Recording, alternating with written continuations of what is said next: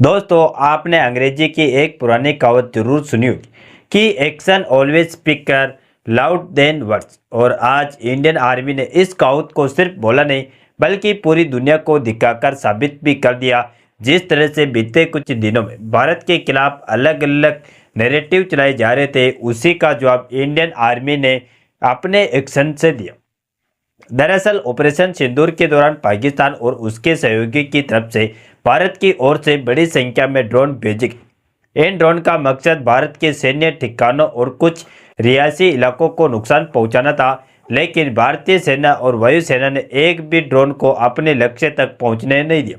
सभी यूएवी को भारतीय एयर डिफेंस सिस्टम ने हवा में ही इंटरसेप्ट कर दिया।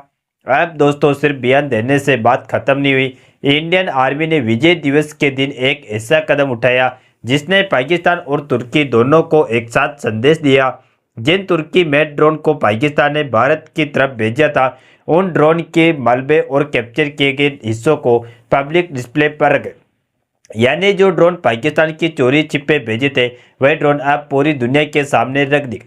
यह डिस्प्ले किसी बड़े एविएशन हॉल या सेमिनार में नहीं किया गया, बल्कि यह प्रदर्शन सीधे Indian army chief Upendra Dwivedi के रेजिडेंस पर किया।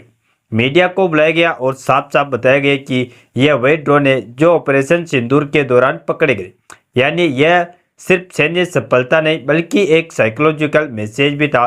दोस्तों, सामने आई रिपोर्ट्स के मुताबिक यह सभी ड्रोन तुर्की में बने और पाकिस्तान की तरफ से लॉन्च किए गए। इनका टेक ऑफ पॉइंट लाहौर के आसपास बताया गया। भारतीय सेना ने पहले ही इन्हें हवा में नष्ट किया और फिर इनके बचे हुए हिस्सों को सुरक्षित तरीके से कैप्चर किया गया। इसके बाद इनकी फोरेंसिक जांच की गई और अब इन्हें पब्लिक डिस्प्ले पर गए। इसे पूरे कदम का मकसद साफ है कि भारत अब सिर्फ यह नहीं कर रहा है कि उसने ड्रोन किए, बल्कि भारत ये दिखा रहा है कि कौन सा ड्रोन था और कहां से आया था, साथ ही किस टेक्नोलॉजी का इस्तेमाल हुआ था और उसे कैसे नाकाम किया गया। आगे इस ड्रोन को टेक्निकल ताकत क्या थी, इसका टारगेट क्या था और इसे विजय दिवस पर ही क्यों दिखाएगा, इसकी पूरी डेवलपमेंट विस्तार से इस वीडियो में समझते। नमस्कार दोस्तों, मैं राधेश्याम और आप देख रहे हैं KSR न्यूज 24। अब दोस्तों बात करते हैं उस ड्रोन की जिसे इंडियन आर्मी ने पब्लिक डिस्प्ले पर रखा और जिसकी वजह से पाकिस्तान और तुर्की दोनों के नैरेटिव को एक साथ झटका। इंडियन आर्मी के सीनियर अधिकारियों ने खुद सामने आकर बताया कि यह ड्रोन तुर्की और ओरिजिनल एक लोइटरिंग म्यूशन था। मिलिट्री की भाषा में इसे कामिकाजी ड्रोन भी कहा जाता। इस ड्रोन की सबसे बड़ी खासियत इसकी लंबी रेंज और भारी पेड़ थी। आर्मी के मुताबिक इस ड्रोन की रेंज करीब 1900 से 2000 किलोमीटर तक बताई गई। यानी लाहौर से उड़ान भरने के बाद यह भारत के काफी अंदर तक मार करने की क्षमता रखता था। इसके अंदर लगभग 10 किलोग्राम का एक्सप्लोसिव पेलोड मौजूद था। दोस्तों, यह कोई सामान्य सर्विलांस ड्रोन नहीं था। यह एक ऐसा ड्रोन था जो अपने टारगेट के ऊपर मंडराता रहता। जैसे ही सही मौका मिलता है, यह खुद टारगेट पर गिरा देता और साथ में विस्फोट कर देता। इसी वजह से इसे सुसाइड ड्रोन या कामिकाजी ड्रोन कहा जाता। पाकिस्तान ने इसे खासतौर पर हाई वैल्यू मिलिट्री टारगेट के लिए भेजा था। आर्मी ने साफ बताया कि इस ड्रोन का टारगेट जालंधर के पास स्थित आदमपुर एयरबेस था। यह वही एयरबेस है जो ऑपरेशन सिंदूर के दौरान रणनीतिक रूप से बेहद अहम माना गया। यह वही बेस है जहां भारत की मजबूत एयर डिफेंस क्षमताएं तैनात हैं और जहां S-400 सिस्टम की मौजूदगी की भी चर्चा होती। लेकिन दोस्तों, ड्रोन अपने टारगेट तक पहुंच ही नहीं पाया। जैसे ही यह लाहौर से उड़ान भरकर भारतीय सीमा में दाखिल हुआ, अमृतसर के एयर स्पेस में ही इसे ट्रैक कर लिया। भारतीय एयर डिफेंस नेटवर्क और इलेक्ट्रॉनिक वॉरफेयर सिस्टम ने इसे तुरंत लॉक किया और हवा में ही डिस्ट्रॉय कर दिया। यानी ड्रोन ने भारतीय जमीन पर 1 इंच भी नुकसान नहीं पहुंचा। इसके बाद जो सबसे अहम कदम उठाया गया वह था इसका फोरेंसिक एनालिसिस। ड्रोन को डिस्ट्रॉय करने के बाद उसके बचे हुए हिस्सों को इकट्ठा किया गया। डीआरडीओ और आर्मी के साइबर ग्रुप ने इसे डिकंस्ट्रक्ट किया और इसके सॉफ्टवेयर, कम्युनिकेशन सिस्टम, नेविगेशन और कंट्रोल आर्किटेक्चर को पूरी तरह डिकोड किया।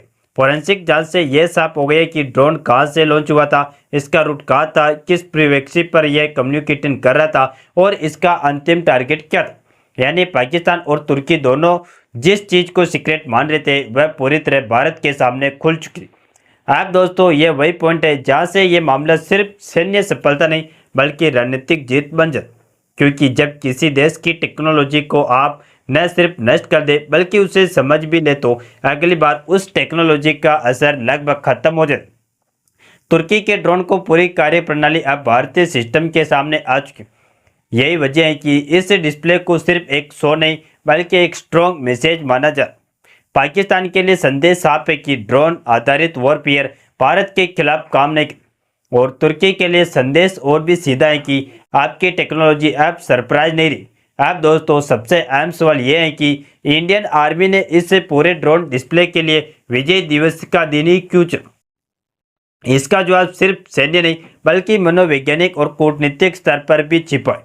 विजय दिवस भारत के लिए सिर्फ एक तारीख नहीं है बल्कि ये याद दिलाता है कि 1971 में भारत ने पाकिस्तान को पारंपरिक युद्ध में निर्णायक हार दी थी।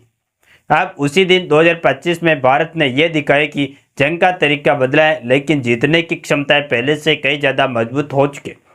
इस डिस्प्ले के जरिए पाकिस्तान को सीधा संदेश दिया गया, अब पुरानी चालें काम नहीं आने वाली। विदेशी टेक्नोलॉजी के सारे ड्रोन भेजना फिर जरूरत पड़ने पर इनकार कर देना, यह रणनीतिक अब भारत के सामने बेअसर हो चुके। भारत न सिर्फ इन ड्रोन को हवा में गिरा सकता है बल्कि यह भी साबित कर सकता है कि वे कहां से आए थे, किसने भेजे थे और किस मकसद से भेजे थे। वहीं दूसरी तरफ तुर्की के लिए यह एक बड़ा झटका। भारत ने तुर्की के ड्रोन को सिर्फ इंटरसेप्ट नहीं किया बल्कि उसे पूरी तरह समझ ली और डिकंस्ट्रक्ट किया, यानी फिर से जोड़कर दुनिया को दिखा दिया, जिसका सीधा मतलब है कि ड्रोन की डिजाइन, कंट्रोल सिस्टम, कम्युनिकेशन, प्रीवेक्सी और कमजोरियां अब भारत के पास है। यानी भविष्य में इसी तरह के ड्रोन भारत के लिए और भी आसानी से नाकाम किए जा सकते हैं। तो दोस्तों इसका असर सिर्फ पाकिस्तान और तुर्की तक सीमित नहीं रहने वाला है, ग्लोबल डिफेंस मार्केट में भी इसका मैसेज साफ गया है कि जो देश तुर्की के ड्रोन खरीदने की सोच रहे थे अब उन्हें 2 बार सोचना पड़े, क्योंकि भारत ने यह दिखा दिया कि इन ड्रोन को डिटेक्ट किया जा सकता है, जैम किया जा सकता है और ज़रूरत पड़े तो कैप्चर भी किया जा सकता है। यानी इनकी रिलायबिलिटी पर बड़ा सवाल खड़ा हो गया। इस पूरे कदम से भारत की एयर डिफेंस और इलेक्ट्रॉनिक वॉरफेयर क्षमताओं का भी खुलकर प्रदर्शन बिना किसी बड़े शोर के भारत ने यह साबित कर दिया कि उसका multi layer air defence network कितनी तेजी और सटीकता से काम करता है। ड्रोन जैसे छोटे और तेज टारगेट को शुरुआती सीमा पर ही खत्म कर देना यह किसी भी देश के लिए आसान काम नहीं होता। और दोस्तों इसी के साथ ऑपरेशन सिंदूर से जुड़ी यह कहानी एक नए मोड़ पर पहुंचती। आने वाले समय में इस ऑपरेशन ने जुड़ी और जानकारियां सामने आ सकती हैं। आप इस पूरे मामले को कैसे देखते हैं? आप अपनी राय कमेंट सेक्शन में जरूर बताएं। अगर आपको ऐसे ही आसान भाषा में गहराई से समझाने वाली जानकारी पसंद आती है तो वीडियो को एक लाइक करें और इसी तरह नॉलेजेबल वीडियो देखने के लिए हमारे चैनल KSR न्यूज को सब्सक्राइब करके बेल आइकन को ऑल पर जरूर सेलेक्ट करें। जय श्री राम, जय हिंद, जय भारत।